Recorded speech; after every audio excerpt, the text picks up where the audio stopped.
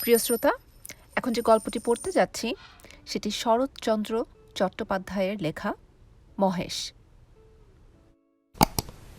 ১। গ্রামের নাম কাশীপুর। গ্রাম ছোট, জমিদার আরও ছোট। তবু দাপটে তার প্রজারা টু শব্দটি করিতে পারে না, এমনই প্রতাপ। ছোট ছেলের জন্মতিথি পূজা। পূজা সারিয়া তর্করত্ন দ্বীপ্রহর বেলায় বাটি ফিরিতেছিলেন। বৈশাখ শেষ হইয়া আসে, কিন্তু মেঘের ছায়াটুকু কোথাও নাই। অনাবৃষ্টির আকাশ হইতে যেন আগুন ঝরিয়া পড়িতেছে।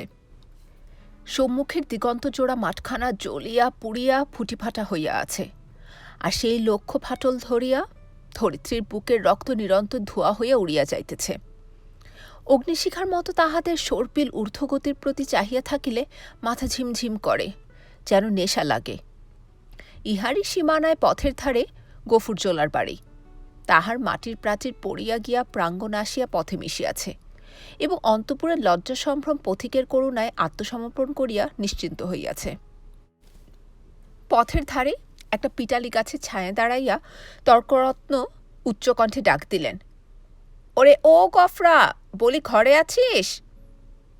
তাহার বছর দশেকের মেয়ে দুয়ারে দাঁড়াইয়া সাড়া দিল, কেন বাবাকে? বাবার যে জ্বর। জ্বর? ডেকে দে হারামজাদাকে, পাষণ্ড শ্লেচ্ছ। হাঁক ডাকে গফুর মিয়া ঘর হইতে বাহির হইয়া জ্বরে কাঁপিতে কাঁপিতে আসিয়া দাঁড়াইল। ভাঙা প্রাচীরের গা ঘেঁষিয়া একটা পুরাতন বাবলা গাছ, তাহার ডালে বাঁধা একটা ষাঁড়। তর্করত্ন দেখাইয়া কহিলেন, ওটা হচ্ছে কি শুনি? এ হিঁদুর গাঁ, ব্রাহ্মণ জমিদার, সে খেয়াল আছে?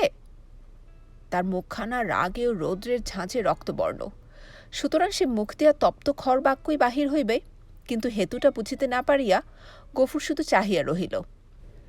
তর্করত্ন বলিলেন, সকালে যাবার সময় দেখে গেছি বাঁধা, দুপুরে ফেরবার পথে দেখছি তেমনি ঠাঁই বাঁধা। গো হত্যা হলে যে কর্তা তোকে জ্যান্ত কবর দেবে, সে যে সে বামুন নয়। কি করব বাবা ঠাকুর, বড় লাচারে পড়ে গেছি। কদিন থেকে গায়ে জ্বর, দড়ি ধরে যে 2 খুঁটো খাইয়ে আনবো, তা মাথা ঘুরে পড়ে যায়। তবে ছেড়ে দে না, আপনি চড়াই করে আসুক।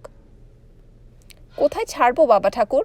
লোকের ধান এখনো সব ঝাড়া হয়নি, খামারে পড়ে। খড় এখনো গাদি দেয়া হয়নি। মাঠের আলগুলো সব জ্বলে গেছে, কোথাও এক মুঠো ঘাস নেই। কার ধানে মুখ দেবে, কার গাদা ফেড়ে খাবে, কেমনে ছাড়ি বাবা ঠাকুর? তর্করত্ন একটু নরম হইয়া কহিলেন, তা না ছাড়িস তো ঠান্ডায় কোথাও বেঁধে দিয়ে 2 আঁটি বিচুলি ফেলে দে না, ততক্ষণ চিবক। তোর মেয়ে ভাত রাঁধেনি, ফ্যানে জলে দে না 1 গামলা খাক। গফুর জবাব দিল না। নিরুপায়ের মতো তর্করত্নের মুখের পানে চাহিয়া তাহার নিজের মুখ দিয়া শুধু একটা দীর্ঘ নিঃশ্বাস বাহির হইয়া আসিল। তর্করত্ন বলিলেন, তাও নেই বুঝি? কি করলি খড়? ভাগে এবার যা পেলি সমস্ত বেচে পেটাই নমো। গরুটার জন্য 1 আঁটি ফেলে রাখতে নেই, ব্যাটা কষাই। এই নিষ্ঠুর অভিযোগে গফুরের যেন বাক রোধ হইয়া গেল। ক্ষণেক পরে ধীরে ধীরে কহিল, কাহন খানেক খড় এবার ভাগে পেয়েছিলাম, কিন্তু গ্যালোসনের বকেয়া বলে কর্তামশাই সব ধরে রাখলেন। কেটে কেটে হাতে পায়ে পড়ে বললাম, বাবু মশাই, হাকিম তুমি, তোমার রাজত্বি ছেড়ে আর পালাবো কোথায়? আমাকে 5-10 বিচুলি না হয় দাও। চালে খড় নেই, 1খানি খড় বাপ বেটিতে থাকে, তাও না হয় তালপাতার গোঁজা গোঁজা দিয়ে এ বর্ষাটা কাটিয়ে দেব, কিন্তু না খেতে পেয়ে আমার মহেশ মরে যাবে। তর্করত্ন হাসিয়া কহিলেন, ইস, সাত করে আবার নাম রাখা হয়েছে মহেশ, হেসে বা চিনে। কিন্তু এই বিদ্রুপ গফুরের কানে গেল না। সে বলিতে লাগিল, কিন্তু হাকিমের দয়া হল না। 2 মাস খোরাকের মতো ধান দুটি আমাদের দিলেন, কিন্তু বেবাক্ষর সরকারে গাদা হয়ে গেল, ও আমার কুটুটি পেলে না। বলিতে বলিতে কণ্ঠস্বর তাহার অশ্রুভারে ভারী হইয়া উঠিল। কিন্তু তর্করত্নে তাহাতে করুণার উদয় হইল না। কহিলেন, আচ্ছা মানুষ তো তুই, খেয়ে রেখেছিস, দিবি নে? জমিদার কি তোকে ঘর থেকে খাওয়াবে নাকি? তোরা তো রামরাজত্বে বাস করিস, ছোট লোক কি না, তাই তার নিন্দে করে মরিস। গফুর লজ্জিত হইয়া বলিল, নিন্দে করব কেন বাবা ঠাকুর? নিন্দে তার আমরা করি নে, কিন্তু কোথা থেকে দিই বলো তো? 1 বিঘে 4 জমি ভাগে করি, কিন্তু উপরে উপরে 2 শন অজন্মা মাঠের ধান মাটি শুকিয়ে গেল। বাপ বেটিতে দুবেলা দুটো পেট ভরে খেতে পর্যন্ত পাইনে। ঘরের পানে চেয়ে দেখো, বৃষ্টি বাদলে মেয়েটাকে নিয়ে কোণে বসে রাত কাটায়, পা ছড়িয়ে শোবার ঠাঁই মেলে না। মহেশকে একটিবার তাকিয়ে দেখো, পাঁচরা কোনা যাচ্ছে। দাও না ঠাকুর মশাই, কাহন 2 ধার, গরুটাকে 2 দিন পেট পুড়ে খেতে দিই। বলিতে বলিতেই সে ধপ করিয়া ব্রাহ্মণের পায়ের কাছে বসিয়া পড়িল। তর্করত্ন তীরবৎ 2 পা পিছাইয়া গিয়া কহিলেন, আমর ছুঁয়ে ফেলবি নাকি? না বাবা ঠাকুর, ছোবো কেন? ছোবো না, কিন্তু দাও এবার আমাকে কাহন 2 খড়। তোমার 4-4টে গাদা সেখানে দেখে এসেছি, এ কটি দিলে তুমি টেরও পাবে না। আমরা না খেয়ে মরি, খেতে নেই, কিন্তু ও আমার অবলা জীব, কথা বলতে পারে না, শুধু চেয়ে থাকে আর চোখ দিয়ে জল পড়ে। তর্করত্ন কহিল, ধার নিবি? শুধবে কি করে শুনি? গফুর আশান্বিত হইয়া ব্যগ্রস্বরে বলিল, যেমন করে পারি শুধব বাবা ঠাকুর, তোমাকে ফাঁকি দেব না। তর্করত্ন মুখে এক প্রকার শব্দ করিয়া গফুরের ব্যাকুল কণ্ঠের অনুকরণ করিয়া কহিলেন, ফাঁকি দেব না, যেমন করে পারি শুধব, রসিক না কর। যা সর, পথ ছাড়, ঘরে যাই, বেলা বয়ে গেল। এই বলিয়া তিনি একটু মুচকিয়া হাসিয়া পা বাড়াইয়া সহসা সভয়ে পিছাইয়া গিয়া সক্রোধে বলিয়া উঠিলেন, আমর শিং নেড়ে আসে যে, গুতবে নাকি? গফুর উঠিয়া দাঁড়াইল। ঠাকুরের হাতে ফলমূল ও ভিজা চালের পুটুলি ছিল, সেইটা দেখাইয়া কহিল, গন্ধ পেয়েছে, 1 মুঠো খেতে চায়। খেতে চায়? তা বটে, যেমন চাষা তার তেমনি বলদ, খড় চটে না, চাল কলা খাওয়া চাই। নে নে, পথ থেকে সরিয়ে বাঁধ, যে শিং, কোন দিন দেখছি কাকে খুন করবে। এই বলিয়া তর্করত্ন পাশ কাটাইয়া হন হন করিয়া চলিয়া গেলেন। গফুর সেদিক হইতে দৃষ্টি ফিরাইয়া ক্ষণকাল স্তব্ধ হইয়া মহেশের মুখের দিকে চাহিয়া রহিল। তাহার নিবিড় গভীর কালো চোখ দুটি বেদনা ও ক্ষুধায় ভরা। কহিল, তোকে দিলে না 1 মুঠো? ওদের অনেক আছে, তবু দেয় না। না দিকে। তাহার গলা বুঝিয়া আসিল, তারপরে চোখ দিয়া টপ টপ করিয়া জল পড়িতে লাগিল। কাছে আসিয়া নীরবে ধীরে ধীরে তাহার গলায়, মাথায়, পিঠে হাত বুলাইয়া দিতে দিতে চুপি চুপি বলিতে লাগিল, মহেশ, তুই আমার ছেলে, তুই আমাদের 8 সন প্রীতিপালন করে বুড়ো হয়েছিস, তোকে আমি পেট পুড়ে খেতে দিতে পারি নাই, কিন্তু তুই তো জানিস তোকে আমি কত ভালোবাসি। মহেশ প্রত্যুত্তরে শুধু গলা বাড়াইয়া আরামে চোখ বুজিয়া রহিল। গফুর চোখের জল গরুটার পিঠের উপর রগড়াইয়া মুছিয়া ফেলিয়া তেমনি অস্ফুটে কহিতে লাগিল, জমিদার তোর মুখের খাবার কেড়ে নিলে, শ্মশানধারে গায়ের যে গোচরটুকু ছিল তাও পয়সার লোভে জমা বিলি করে দিলে। এই দুর্বৎসরে তোকে আমি কেমন করে বাঁচিয়ে রাখি বল? ছেড়ে দিলে তুই পরের গাদা ফেরে খাবি, মানুষের কলা গাছে মুখ দিবি, তোকে নিয়ে আমি কি করি? গায়ে আর তোর জোর নেই, দেশের কেউ তোকে চায় না, লোকে বলে তোকে গোহাটে বেচে ফেলতে। কথাটা মনে মনে উচ্চারণ করিয়াই আবার তাহার 2 চোখ বাহিয়া টপ টপ করিয়া জল পড়িতে লাগিল। হাত দিয়া মুছিয়া ফেলিয়া গফুর এবার এদিক ওদিকে চাহিল, তারপরে ভাঙা ঘরের পিছন হইতে কতকটা পুরানো বিবর্ণ খড় আনিয়া মহেশের মুখের কাছে রাখিয়া আস্তে আস্তে কহিল, নে, শিগগিরি করে খেয়ে নে বাবা, দেরি হলে আবার। বাবা! কেন মা? ভাত খাবে, এসো। এই বলিয়া আমিনা ঘর হইতে দুয়ারে আসিয়া দাঁড়াইল। 1 মুহূর্ত চাহিয়া থাকিয়া কহিল, মহেশকে আবার চাল ফেরে খড় দিয়েছ বাবা? ঠিক এই ভয়ে সে করিতেছিল। লজ্জিত হইয়া বলিল, পুরনো পচা খড় মা, আপনি ঝরে যাচ্ছিল। আমি যে ভেতর থেকে শুনতে পেলাম তুমি টেনে বার করছো। না মা, ঠিক টেনে নয় বটে, কিন্তু দেয়ালটা যে পড়ে যাবে বাবা। গফুর চুপ করিয়া রহিল। একটিমাত্র ঘর ছাড়া যে আর সবই গেছে, এবং এমন ধারা করিলে আগামী বর্ষায় ইহাও টিকিবে না, এ কথা তাহার নিজের যে আর বেশি কে জানে। অথচ এই উপায়ে বা কটা দিন চলে। মেয়ে কহিল, হাত ধুয়ে ভাত খাবে, এসো বাবা, আমি বেড়ে দিয়েছি। গফুর কহিল, ফ্যানটুকু দে তো মা, একেবারে খাইয়ে দিয়ে যাই। ফ্যান যে আজ নেই বাবা, হাড়িতেই মরে গেছে। নেই? গফুর নীরব হইয়া রহিল। দুঃখের দিনে এটুকুও যে নষ্ট করা যায় না, এই 10 বছরের মেয়ে তাহা বুঝিয়াছে। হাত ধুইয়া সে ঘরের মধ্যে গিয়া দাঁড়াইল। একটা পিতলের থালায় পিতার সাকান্ন সাজাইয়া দিয়া কন্যার নিজের জন্য একখানি মাটির শানকিতে ভাত বাড়িয়া লইয়াছে। চাহিয়া চাহিয়া গফুর আস্তে আস্তে কহিল, আমিনা, আমার গায়ে যে আবার শীত করে মা, জ্বর গায়ে খাওয়া কি ভালো? আমিনা উদ্বিগ্ন মুখে কহিল, কিন্তু তখন যে বললে বড় খিদে পেয়েছে।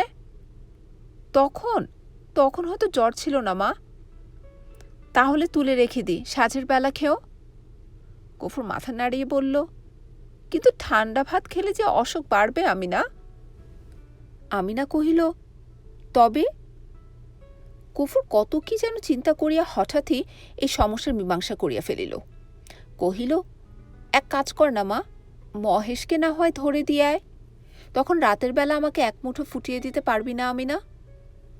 প্রত্যুত্তরে আমিনা মুখ তুলিয়া ক্ষণকাল চুপ করিয়া পিতার মুখের দিকে চাহিয়া রহিল।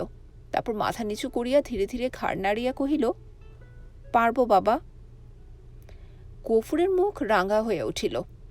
পিতা ও কন্যার মাঝখানে এই যে একটুখানি ছলনার অভিনয় হইয়া গেল, তাহাই দুটি প্রাণী ছাড়া আরও একজন বোধ করে অন্তরিক্ষে থাকিয়া লক্ষ্য করিলেন। 2 5-7 দিন পরে একদিন পীড়িত গফুর চিন্তিত মুখে দাওয়ায় বসিয়াছিল। তাহার মহেশ কাল হইতে এখন পর্যন্ত ঘরে ফিরে নাই। নিজে সে শক্তিহীন, তাই আমিনা সকাল হইতে সর্বত্র খুঁজিয়া বেড়াইতেছে। পরন্ত বেলায় সে ফিরিয়া আসিয়া বলিল, শুনেছ বাবা, মানিক ঘোষেরা মহেশকে আমাদের থানায় দিয়েছে। গফুর কহিল, দূর পাগলি। হাঁ বাবা, সত্যি। তাদের চাকর বললে, তোর বাপকে বলগে যা দরিয়াপুরের খোঁয়াড়ে খুঁজতে। কি করেছিল সে? তাদের বাগানে ঢুকে গাছপালা নষ্ট করেছে বাবা। গফুর স্তব্ধ হইয়া বসিয়া রইল। মহেশের সম্বন্ধে সে মনে মনে বহু প্রকার দুর্ঘটনা কল্পনা করিয়াছিল, কিন্তু এই আশঙ্কা ছিল না। সে যেমন নিরীহ তেমনি গরিব, সুতরাং প্রতিবেশী কেউ তাহাকে এত বড় শাস্তি দিতে পারে এ ভয় তাহার হয় নাই। বিশেষত মানিক ঘোষ, গোব্রাহ্মণে ভক্তি তাহার এ অঞ্চলে বিখ্যাত। মেয়ে কহিল, বেলা যে পড়ে এলো বাবা, মহেশকে আনতে যাবে না? গফুর বলিল, না। কিন্তু তারা যে বললে 3 দিন হলেই পুলিশের লোক তাকে গোহাটায় বেচে ফেলবে। গফুর কহিল, ফেলুকগে।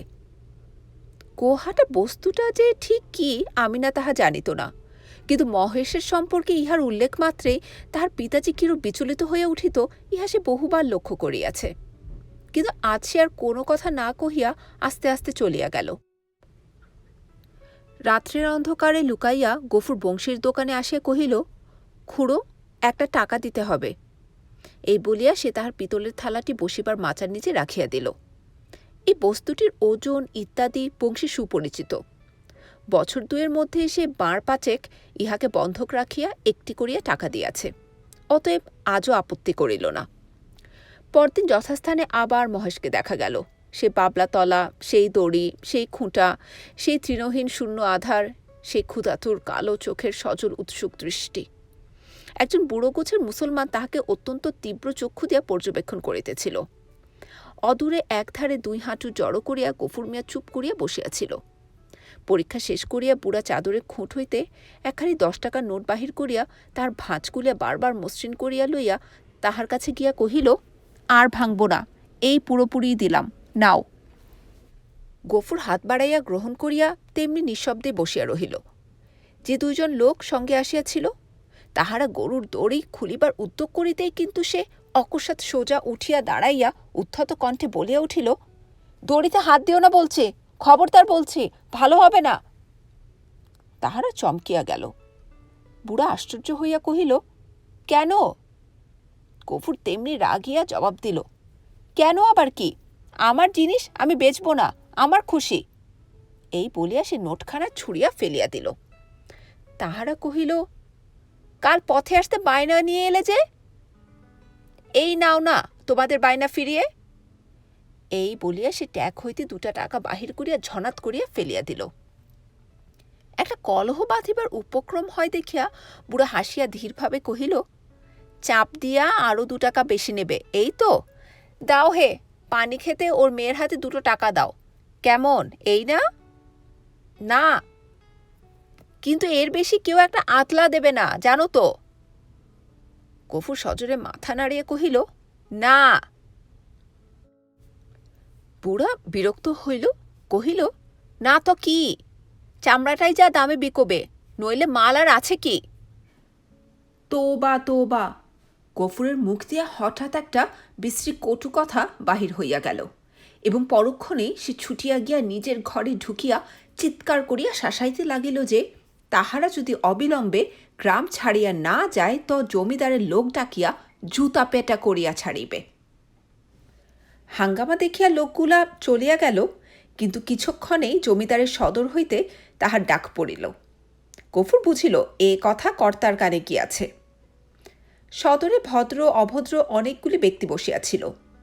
শিবুবাবু চোখ রাঙা করিয়া কহিলেন, গফরা, তোকে যে আমি কি সাজা দেব ভেবে পাইনে। কোথায় বাস করে আছিস জানিস? গফুর হাত জোড় করিয়া কহিল, জানি, আমরা খেতে পাইনে, নইলে আজ আপনি যা জরিমানা করতেন আমি না করতাম না। সকলে বিস্মিত হইল। এই লোকটাকে জেদি এবং বদমেজাজি বলিয়াই তাহারা জানিত। সে কাঁদো কাঁদো হইয়া কহিল, এমন কাজ আর কখনো করব না কর্তা। এই বলিয়া সে নিজের 2 হাত দিয়া নিজের 2 কান মলিল এবং প্রাঙ্গণের একদিক হইতে আরেক দিক পর্যন্ত নাক্ষত দিয়া উঠিয়া দাঁড়াইল। শিবুবাবু সদয় কণ্ঠে কহিলেন, আচ্ছা, যা যা হয়েছে, আর কখনো এইসব মতিবুদ্ধি করিস নে। বিবরণ শুনিয়া সকলে কণ্টকিত হইয়া উঠিলেন, এবং এ মহাপাতক যে শুধু কর্তার পূর্ণ প্রভাবে ও শাসন ভয়ে নিবারিত হইয়াছে সে বিষয়ে কাহারও সংশয় মাত্র রহিল না। তর্করত্ন উপস্থিত ছিলেন। তিনি গোশব্দের শাস্ত্রীয় ব্যাখ্যা করিলেন এবং যে জন্য এই ধর্মজ্ঞানহীন শ্লেচ্ছ জাতিকে গ্রামের ত্রিসীমানায় বসবাস করিতে দেওয়া নিষিদ্ধ তাহা প্রকাশ করিয়া সকলের জ্ঞান নেত্র বিকশিত করিয়া দিলেন। গফুর একটা কথার জবাব দিল না। যথার্থ প্রাপ্য মনে করিয়া অপমান ও সকল তিরস্কার সবিনয়ে মাথা পাতিয়া লইয়া প্রসন্ন চিত্তে ঘরে ফিরিয়া আসিল। প্রতিবেশীদের গৃহ হইতে ফ্যান চাহিয়া আনিয়া মহেশকে খাওয়াইল এবং তাহার গায়ে মাথায় ও শিঙে বারংবার হাত বুলাইয়া অস্ফুটে কত কথাই বলিতে লাগিল।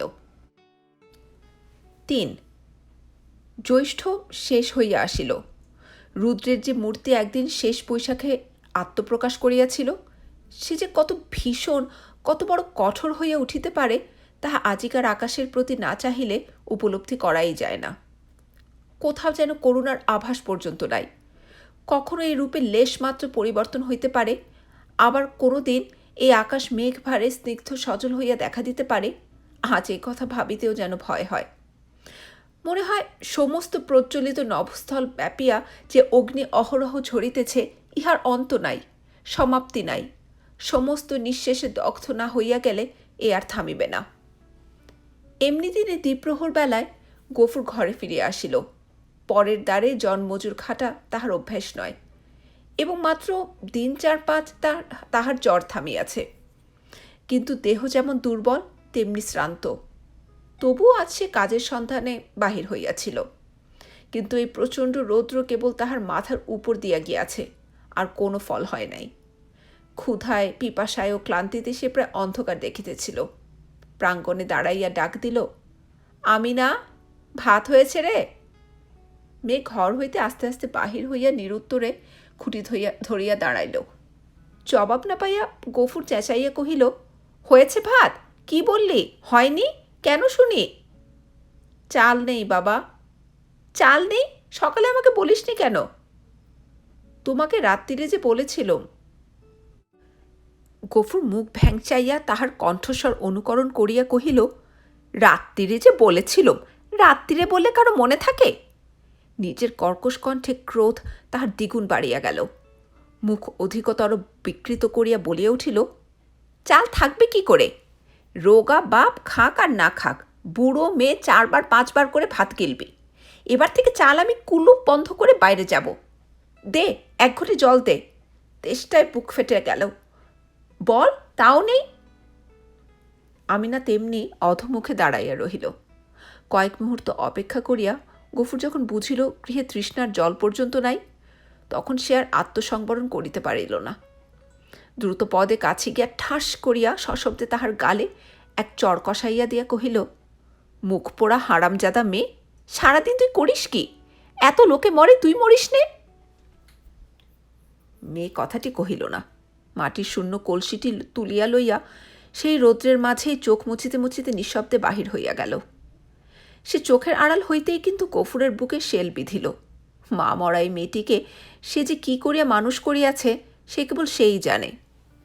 তাহার মনে পড়িল এই তাহার স্নেহশীলা কর্মপরায়ণা শান্ত মেয়েটির কোনো দোষ নেই। খেতে সামান্য ধান কয়টি ফুরানো পর্যন্ত তাহাদের পেট ভরিয়া দুবেলা অন্ন জুটে না। কোনোদিন একবেলা, কোনোদিন বা তাহাও নয়। দিনে 5-6 বার ভাত খাওয়া যেমন অসম্ভব, তেমনি মিথ্যা, এবং পিপাসার জল না থাকার হেতুও তাহার অবিদিত নয়। গ্রামে যে 2-3টা পুষ্করিণী আছে, তাহা একেবারে শুষ্ক। শিবচরণবাবুর খিড়কির পুকুরে যা একটু জল আছে, তাহা সাধারণে পায় না। অন্যান্য জলাশয়ের মাঝখানে 2-একটা গর্ত খুঁড়িয়া যাহা কিছু জল সঞ্চিত হয়, তাহাতে যেমন কাড়াকাড়ি, তেমনি ভিড়। বিশেষত মুসলমান বলিয়া এই ছোট মেয়েটা তো কাছেই ঘেঁষিতে পারে না। ঘণ্টার পর ঘণ্টা দূরে দাঁড়াইয়া বহু অনুনয় বিনয়ে কেহ দয়া করিয়া যদি তাহার পাত্রে ঢালিয়া দেয়, সেইটুকুই সে ঘরে আনে। এ সমস্তই সে জানে। হয়তো আর জল ছিল না, কিংবা কাড়াকাড়ির মাঝখানে কেহ মেয়েকে তাহার কৃপা করিবার অবসর পায় নাই, এমনি কিছু একটা হইয়া থাকিবে নিশ্চয়ই, বুঝিয়া তাহার নিজের চোখেও জল ভরিয়া আসিল। এমনি সময় জমিদারের পিয়াদা যমদূতের ন্যায় আসিয়া প্রাঙ্গণে দাঁড়াইল। চিৎকার করিয়া ডাকিল, গফরা, ঘরে আছিস? গফুর তিক্ত কণ্ঠে সাড়া দিয়া কহিল, আছি। কেন? বাবু মশাই ডাকছেন, আয়। গফুর কহিল, আমার খাওয়া দাওয়া হয়নি, পরে যাব। এত বড় স্পর্ধা পিয়াদা সহ্য হইল না। সে কুৎসিত একটা সম্বোধন করিয়া কহিল, বাবুর হুকুম, জুতো মারতে মারতে টেনে নিয়ে যেতে। গফুর দ্বিতীয়বার আত্মবিস্মৃত হইল। সেও একটা দুর্বাক্য উচ্চারণ করিয়া কহিল, মহারানীর রাজত্বে কেউ কারো গোলাম নয়, খাজনা দিয়ে বাস করি, আমি যাব না। কিন্তু সংসারে অত ক্ষুদ্রের অত বড় দোহাই দেওয়া শুধু বিফল নয়, বিপদের কারণ। রক্ষা এই যে অত ক্ষীণকণ্ঠ অত বড় কানে গিয়া পৌঁছায় না, না হইলে তাহার মুখের অন্ন ও চোখের নিদ্রা দুই খুঁজিয়া যাইত। তাহার পরে কি ঘটিল বিস্তারিত করিয়া বলার প্রয়োজন নাই। কিন্তু ঘণ্টাখানেক পরে যখন সে জমিদারের সদর হইতে ফিরিয়া ঘরে গিয়া নিঃশব্দে শুইয়া পড়িল, তখন তাহার চোখ মুখ ফুলিয়া উঠিয়াছে। তাহার এত বড় শাস্তির হেতু প্রধানত মহেশ। গফুর বাটি হইতে বাহির হইবার পরে সেও দড়ি ছিঁড়িয়া বাহির হইয়া পড়ে এবং জমিদারের প্রাঙ্গণে ঢুকিয়া ফুলগাছ খাইয়াছে।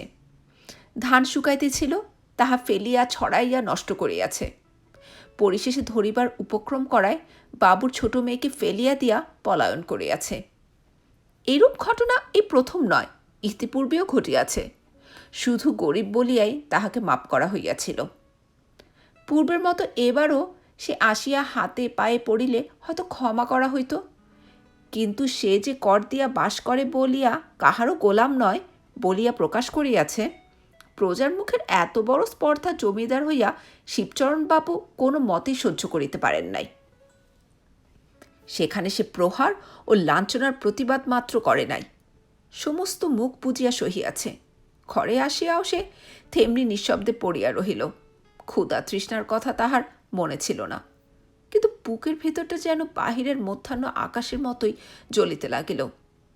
এমন কতক্ষণ কাটিল তাহার হুঁশ ছিল না, কিন্তু প্রাঙ্গণ হইতে সহসা তাহার মেয়ের আর্তকণ্ঠ কানে যাইতেই সে সবেগে উঠিয়া দাঁড়াইল এবং ছুটিয়া বাহিরে আসিতে দেখিল আমিনা মাটিতে পড়িয়া এবং বিক্ষিপ্ত ভাঙ্গা ঘট হইতে জল ঝরিয়া পড়িতেছে, আর মহেশ মাটিতে মুখ দিয়া সেই জল মরুভূমির মতো যেন শুষিয়া খাইতেছে।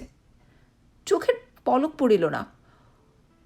গফুর দিকবিদিক জ্ঞানশূন্য হইয়া গেল। মেরামত করিবার জন্য কাল সে তাহার লাঙ্গলের মাথাটা খুলিয়া রাখিয়াছিল, তাহাই 2 হাতে গ্রহণ করিয়া সে মহেশের অবনত মাথার উপরে সজোরে আঘাত করিল। একটিবার মাত্র মহেশ মুখ তুলিবার চেষ্টা করিল, তাহার পরেই তাহার অনাহার ক্লিষ্ট শীর্ণদেহ ভূমিতলে লুটাইয়া পড়িল। চোখের কোণ বাহিয়া কয়েক বিন্দু অশ্রু ও কান বাহিয়া ফোঁটা কয়েক রক্ত গড়াইয়া পড়িল। বার দুই সমস্ত শরীরটা তাহার থরথর করিয়া কাঁপিয়া উঠিল। তারপরে সম্মুখ ও পশ্চাতের পা দুটো তাহার যত দূর যায় প্রসারিত করিয়া দিয়া মহেশ শেষ নিঃশ্বাস ত্যাগ করিল। আমিনা কাঁদিয়া উঠিয়া বলিল, কি করলে বাবা, আমাদের মহেশ যে মরে গেল। গফুর নড়িল না, জবাব দিল না, শুধু নির্নিমেষ চক্ষে আর একজোড়া নিমেষহীন গভীর কালো চক্ষের পানে চাহিয়া পাথরের মতো নিশ্চল হইয়া রহিল। ঘণ্টা দুয়ের মধ্যে সংবাদ পাইয়া গ্রামান্তের মুচির দল আসিয়া জুটিল। তাহারা বাঁশে বাঁধিয়া মহেশকে ভাগাড়ে লইয়া চলিল। তাহাদের হাতে ধারালো চকচকে ছুরি দেখিয়া গফুর শিহরিয়া চক্ষু মুদিল, কিন্তু একটা কথাও কহিল না।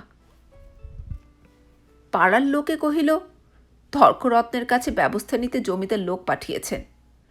প্রাচীর তীরের খরচ জোগাতে এবার তোকে না ভিটে বেচতে হয়। গফুর এ সকল কথারও কোনো উত্তর দিল না, দুই হাঁটুর উপর মুখ রাখিয়া ঠায় বসিয়া রহিল। অনেক রাত্রে গফুর মেয়েকে তুলিয়া কহিল, আমিনা, চল আমরা যাই। সে দাওয়ায় ঘুমাইয়া পড়িয়াছিল। চোখ মুছিয়া উঠিয়া বসিয়া কহিল, কোথায় বাবা? গফুর কহিল, ফুলবেড়ের চটকলে কাজ করতে। মেয়ে আশ্চর্য হইয়া চাহিয়া রহিল। ইতিপূর্বে অনেক দুঃখেও পিতা তাহার কলে কাজ করিতে রাজি হয় নাই। সেখানে ধর্ম থাকে না, মেয়েদের ইজ্জত আব্রু থাকে না, এ কথা সে বহুবার শুনিয়াছে। গফুর কহিল, দেরি করিস নে মা, চল, অনেক পথ হাঁটতে হবে। আমিনা জল খাইবার ঘটি ও পিতার ভাত খাইবার পিতলের থালাটি সঙ্গে লইতেছিল। গফুর নিষেধ করিল, ওসব থাক মা, ওতে আমার মহেশের প্রাচিত্তির হবে। অন্ধকার গভীর নিশীথে সে মেয়ের হাত ধরিয়া বাহির হইল। হে গ্রামে আত্মীয় তাহার কেহ ছিল না, কাহাকেও বলিবার কিছু নাই। আঙ্গিনা পার হইয়া পথের ধারে সেই বাবলাতলায় আসিয়া সে থমকিয়া দাঁড়াইয়া সহসা হু হু করিয়া কাঁদিয়া উঠিল। নক্ষত্র খচিত কালো আকাশে মুখ তুলিয়া বলিল, আল্লাহ, আমাকে যত খুশি সাজা দিও, কিন্তু মহেশ আমার তেষ্টা নিয়ে মরেছে। তার চরে খাবার এতটুকু জমি কেউ রাখেনি। যে তোমার দেওয়া মাঠের ঘাস, তোমার দেওয়া তেষ্টার জল তাকে খেতে দেয়নি, তার কসুর তুমি যেন কখনো মাপ করো না। গল্পটি শুনে যদি ভালো লেগে থাকে তাহলে চ্যানেলটি সাবস্ক্রাইব করুন এবং বেল আইকনে ক্লিক করুন পরবর্তী গল্পের নোটিফিকেশনের জন্য। অনেক অনেক ধন্যবাদ গল্পটি শোনার জন্য।